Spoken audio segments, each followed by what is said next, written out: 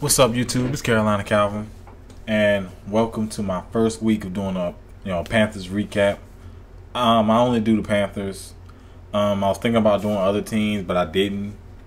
If there's a game one week, if it's game of the week, or if it's a game that you really want me to do, just let me know down in the comment section. Hit me up on Twitter and let me know that you want me to review this game.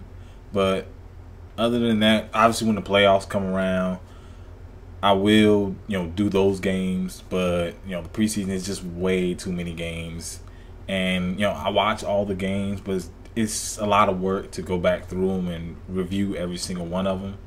So what I'm going to do, I'm just going to go through the Panthers games. If it's a week the Panthers don't play, obviously got to have the bye week. I will probably do the game of the week, or I don't know. I'll pick the games. I may actually do more than one game at that point. The Panthers bye week, and or if anyone suggests some other games, if it's their favorite team or whatever that they want me to do, I'll definitely do those. I just got finished watching the Panthers game again. There was something going on wrong with the rewind. NFL.com, it was having some problems because, let me see, it was Tuesday. It's Wednesday now. It was Tuesday, and it was saying you can't watch it till the end of the Monday night game. And I was like, what? It does that sometimes. It was doing that with me last year. It's working now, so I was able to watch it again. This is after watching all the other games. I watched this game last because I knew I wanted to do a review on it. I wanted pretty much everything I saw fresh on my mind. I wrote some notes down, some key points, and obviously, you look up some stats. You look up the box score for the game. Let me see. Let me bring that up right now. Of course, the Carolina Panthers played the Buccaneers. They beat them 20-14. The Panthers started out really strong. They kind of faltered. I would say around the 7-minute mark. That's when the Buccaneers really began to be able to move the ball. Carolina started making mistakes. Penalties and yeah, there was a lot of high snaps for Derek Anderson started this game. There was no Cam Newton. I know in the picks I actually predicted Cam Newton to start, but I'm surprised not to see him play. But I am relieved to see the way Derek Anderson played. And let me bring that up for you. Bring up these notes. Should have already had them up before the video started, but let's see. I need to start deleting some things on this computer.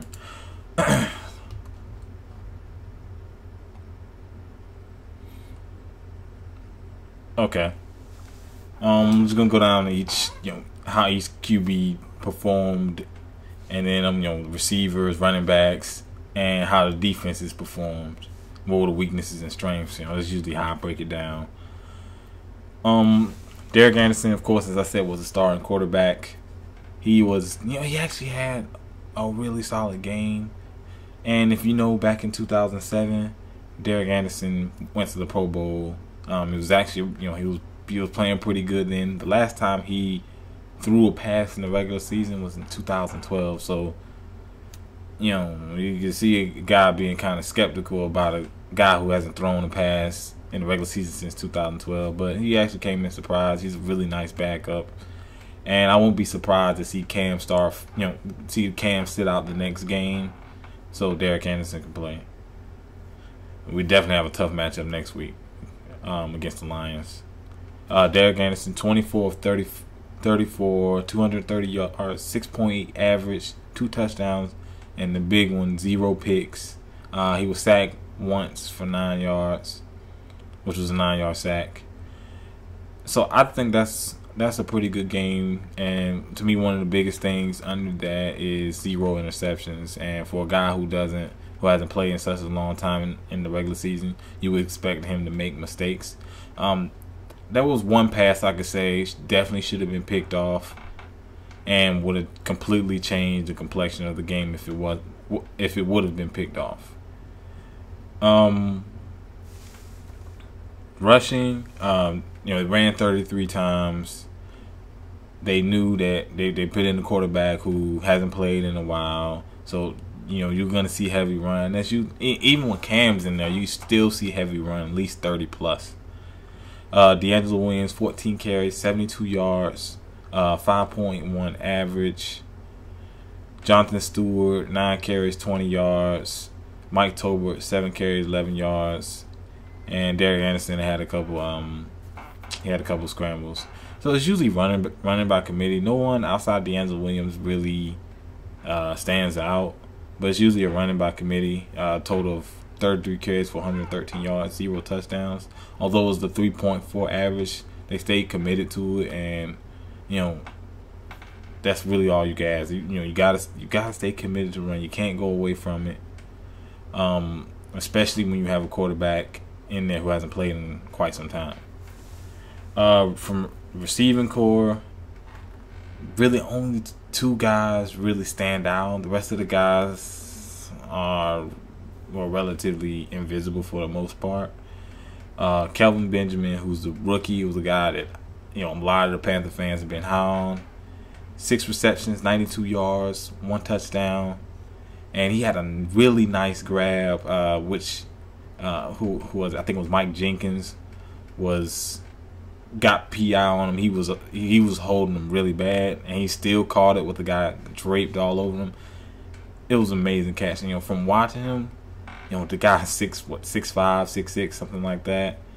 Tall receiver, not blazing speed, but he's a guy who's gonna, you throw the ball up to him, he's gonna win most of the time against small. Most corners are smaller than him. So I definitely like that. Haven't had that in Carolina in a while. That had reliable hands. Greg Olsen, always the ever reliable Greg Olsen. 8 receptions, 83 yards, and a touchdown. So these 2 guys were, for the most part, got majority of the yards. 175 of the total passing yards. So the rest of the guys had the rest of them, but those 2 guys were the big, were guys that were targeted the most. Let's see. Defensively, Carolina had 3 sacks. Luke Kuechly had a sack. Greg Hardy had a sack, and Dwan Edwards had a sack. But they had 3 sacks in total, but that is not indicative of how much pressure they put on McCown. They put a lot of pressure on him, especially in the first half. It kind of slowed down in the fourth quarter, which was the reason they were able to move the ball the way they did. But for the most part, they put a lot of pressure on McCown. The run game, outside of one big run, which, let me see, let me make sure it's by Javorski Lane, who had a 54-yard carry. Outside of that, the run game was pretty much bottled up by the front, by that front 7.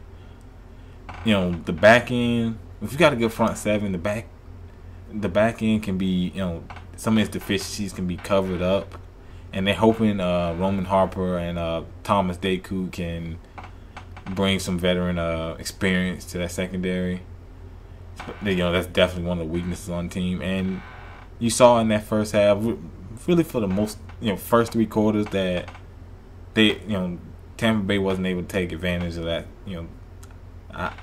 the lack of talent we have in the secondary. Fourth quarter they did, around the 7-minute mark. Like I said, penalties hurt us. Some of the play calling offensively, some of the mistakes, bobbled. There was a drop pass. There's a bunch of other things. High snaps messes up the flow of the offense. The quarterback can't get the ball out as fast as he wants to. So, also the pass rush began to slow down, what you expect it did. It began to slow down near the end of the game, and McCown got more time, which he was able to get some passes in the middle of the field. So they definitely need to improve in the secondary. That's one thing coming out of it. But that front seven played amazing. They played some amazing football. On to Tampa Bay. Let me see. Josh McCown, who was under heavy pressure. 22 of 35, 183 yards. You track the sack yards, 162, two touchdowns, 2 interceptions. He did not look good for the most outside the end of the fourth quarter, around near the end of the fourth quarter, where he was starting to complete some of his passes in the middle of the field. For the most part, he was under pressure. Some bad throws, especially on one of the picks. He was falling backwards and just threw it up. So you saw some bad throws. And he also had an interception to end the game. So he didn't look too good in this game. Yeah, you got to give credit to that front four for making him, for forcing some of those bad throws, and the Carolina defense for for taking advantage of those mistakes. Jaworski Lane led the team in rushing, and that was only really on one carry of 54 yards, and that really after that, McCown was the only other guy who he was second in rushing. Think about it. Josh McCown was second in rushing on your team, where you got Doug Martin, you got Rainey, quarterback who's not known for his scrambling abilities, was second in rushing, and a guy who is probably a third running back led the team. It just goes to show what Carolina was able to do against that running attack, and they kind of went away from it. Doug Martin only carried it 9 times for 9 yards. Wow. And this guy's a really good running back. It really went away from it, especially they were never really out of the game. The most Carolina was up by was 17-0. It was 17-0. Yeah. That was the most Carolina was up by, and that was in the third quarter. There was still a lot of time left.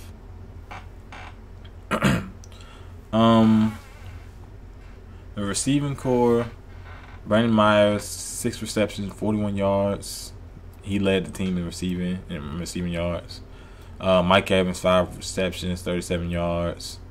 Vincent Jackson, not really a big day, 4 receptions, 36 yards. Safarian Jenkins, 1 reception, 26 yards. Owosu, 2 receptions, 20 yards. Owosu had one of the touchdowns, and Rainey had the other one. I believe Owosu, he had the where it was a tip ball, and then he was literally on the ground. Matter of fact, no, they got taken back. I apologize. Yeah, that's when they were attacked, and all this happened at the end of the fourth quarter, where the pass rush for Carolina really slowed down, and they were able to take advantage across the middle of that field. With whatever Carolina was running, they were able to take advantage across the middle of the field, and that to me, that's one thing. For instance, a guy like Luke Kuechly needs to improve on is pass coverage. The guy is a beast against the run. He's gotten better at rushing the passer. I think that's one thing he definitely needs to improve on, is become better against the pass. He's still good against the pass, but for a guy of his caliber, I think he could be a lot better. Let's see. Josh McCown had 2 fumbles. One of them,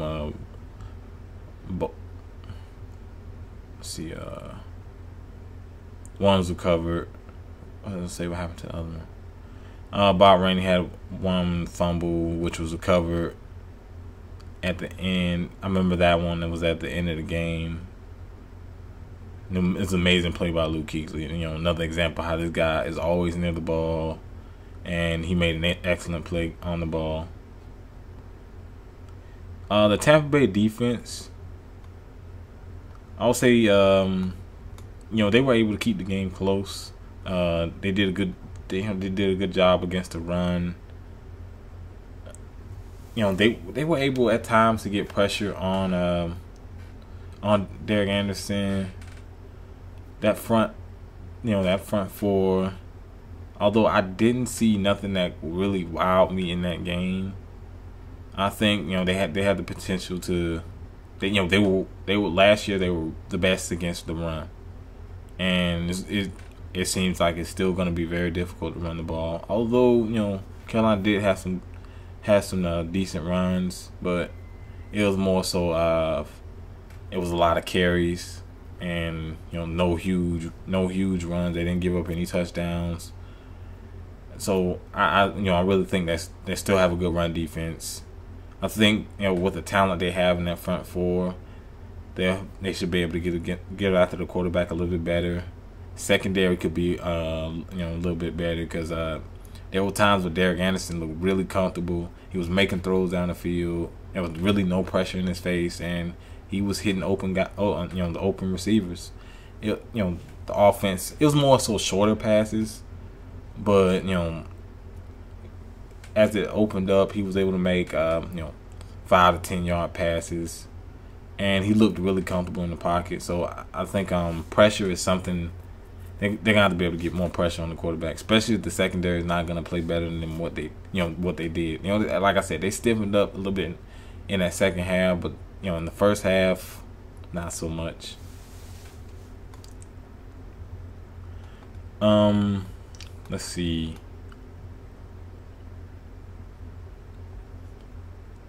Obviously, the keys to this game are turnovers. Tampa Bay had 3. Carolina had 0. Turnovers can win and lose games, especially if the other team doesn't turn the ball over. You can't turn the ball over in football. Obviously, any team can beat you if you're turning the ball over. So that is the one most glaring thing I see. Also, let's see.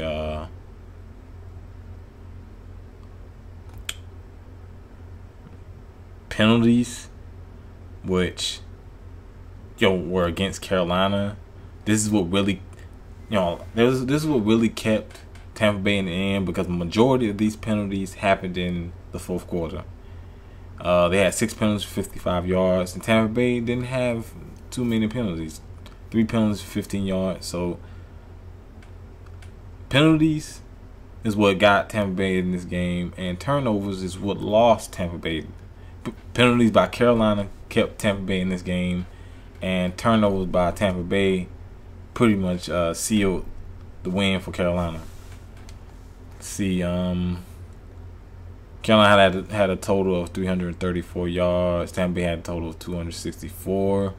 Third down efficiency is in favor of actually Tampa Bay. They were 6 of 12 on third downs, and Carolina was 6 of 15. Let's see. Time of possession in favor of Carolina, 35 minutes, 12 seconds to 24 minutes and 48 seconds. So Carolina was eating up a lot of clock. And also Tampa Bay, so many 3 and outs, man. I mean, you gotta add in the turnovers and just the fact that Derek Anderson at points in the game looked very comfortable, and he was able to sustain longer drives than Tampa Bay. Tampa Bay, most of their lengthier drives were in that fourth quarter. But that pretty much does it. Carolina won, as I already said, 20-14 in Tampa Bay. Carolina next week will be playing the Detroit Lions in Carolina, and the Buccaneers. Honestly, don't know their schedule. I will check it. I'll check their next game. They will be at home against St. Louis. If there are any more games you want me to do, just let me know. Obviously this video is long, but talking about the Panthers, and any Panther fan, let me know what you think about the performance. What do you like to? What would you like to see more? What did you like? What do you think about Derek Anderson? Do you think Cam Newton will be the starter next week, or you think they'll rest him, seeing that how Derek Anderson played? Do you think we're gonna need Cam against the Detroit Lions? Maybe so, because Detroit Lions can really, the way our secondary look, it's gotta be it's in my head. So for other Panther fans, it's gotta be in your head. Calvin Johnson, Golden Tate, some of these tall, they gotta have tall receivers, and it's gonna be a huge challenge to be able to defend those guys. Matthew Stafford is not a bad quarterback. He's a pretty good quarterback. He can get these guys the ball, and he can really shred your defense. You saw what he did against the Giants defense. But let me know, as I said earlier in the video, if you want me to do your favorite team. Just hit me up down in the comment section and Twitter. Of course, hit that thumbs up button if you like this video, and subscribe. Thanks for watching.